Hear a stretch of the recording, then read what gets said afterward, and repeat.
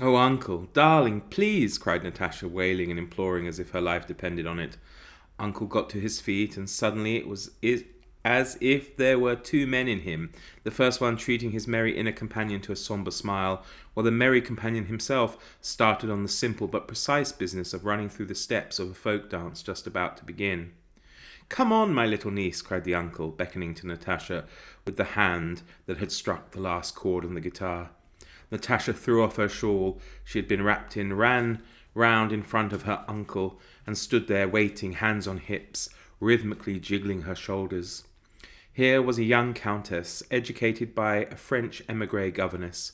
Where, when, and how had she imbibed the spirit of that peasant dance, along with the Russian air she breathed, and these movements, which the pas de châle ought to have squeezed out of her long ago?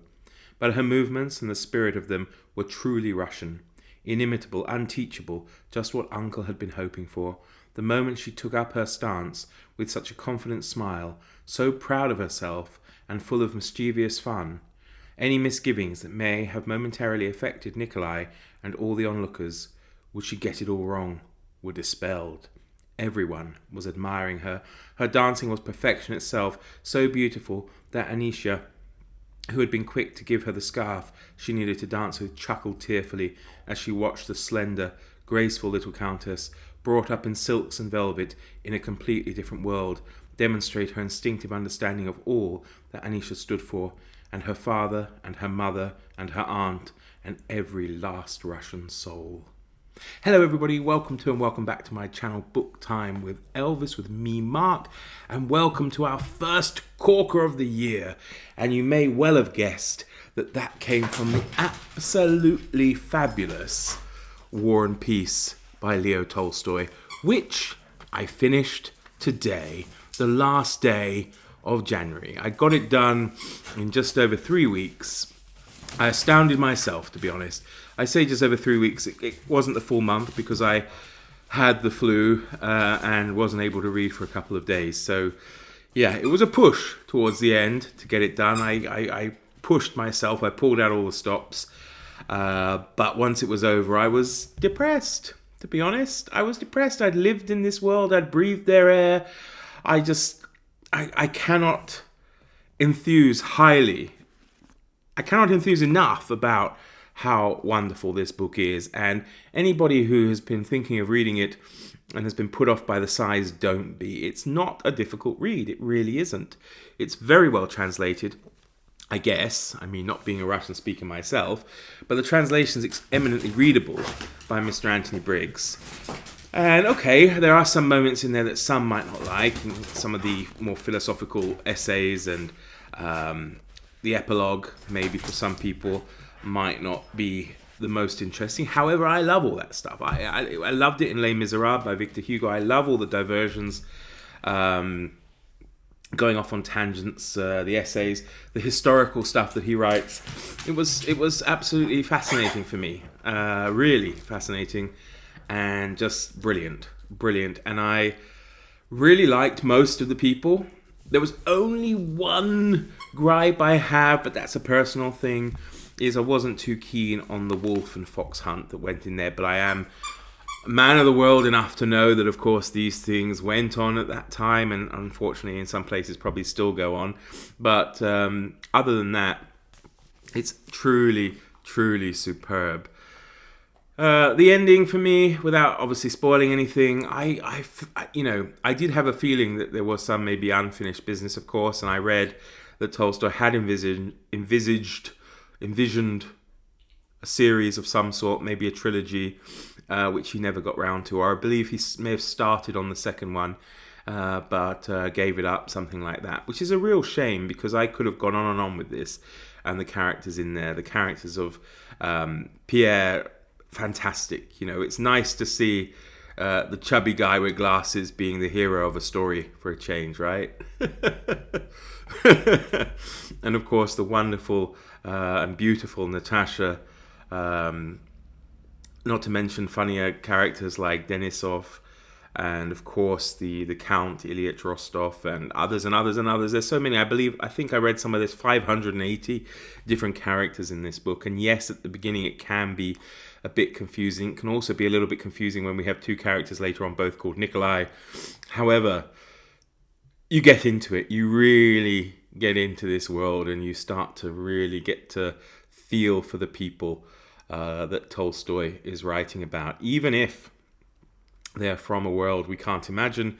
He makes us imagine it, and he takes us into that world and guides us around that world. And yeah, I just read it. Don't be afraid. Read it. Give it a go. I don't know how people read one chapter a day.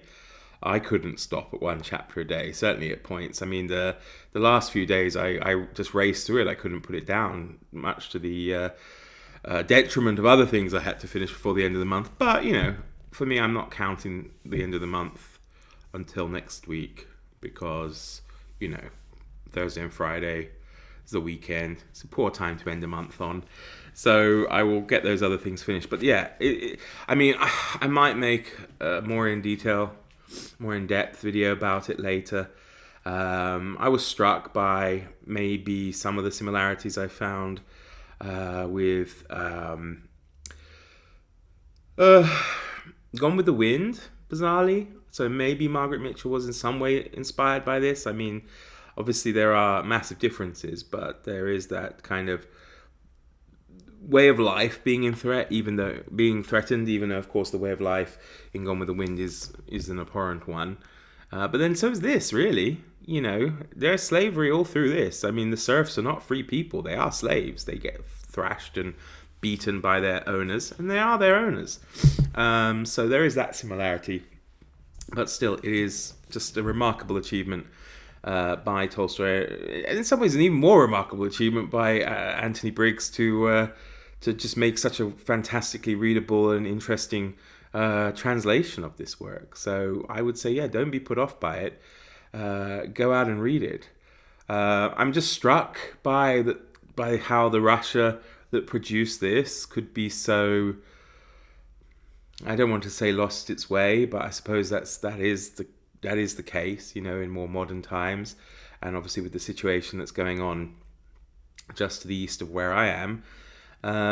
It's a shame, and I'm sure Tolstoy would be absolutely turning over in his grave over it all. He would be absolutely aghast, I think, to see what's happened, because of course you can draw parallels between the French invasion of Russia in 1812 and then the current Russian invasion of Ukraine. The big parallels I noticed were, of course, the language thing. So the aristocracy in Russia at this time spoke French. Some of them only spoke French. I mean, there's a little amusing part in here when Prince Golitsyn actually has to take on a Russian tutor to learn the Russian language.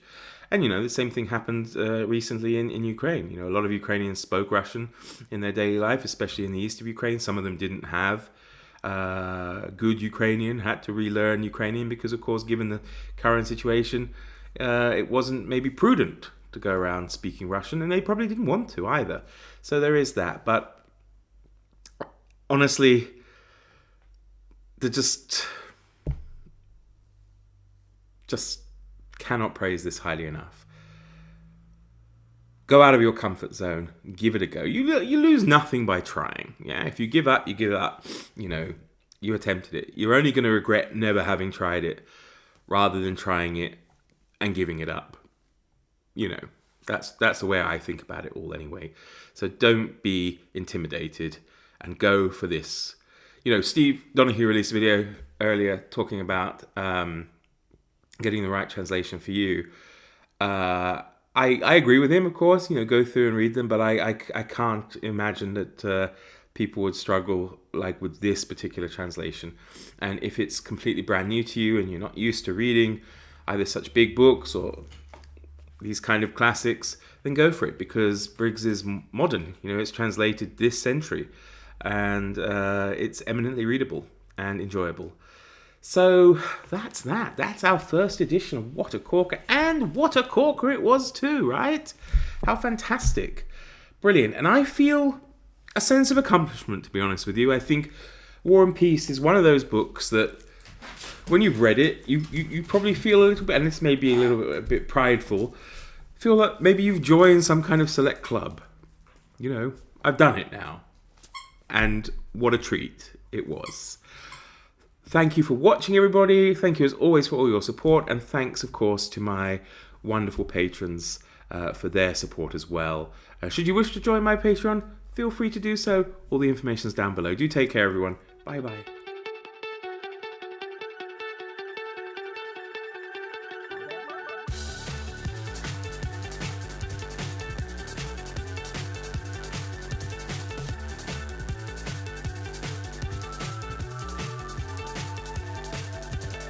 So high, I'm hypnotized. What's up is down, what's left is right. Chasing stars and holding you.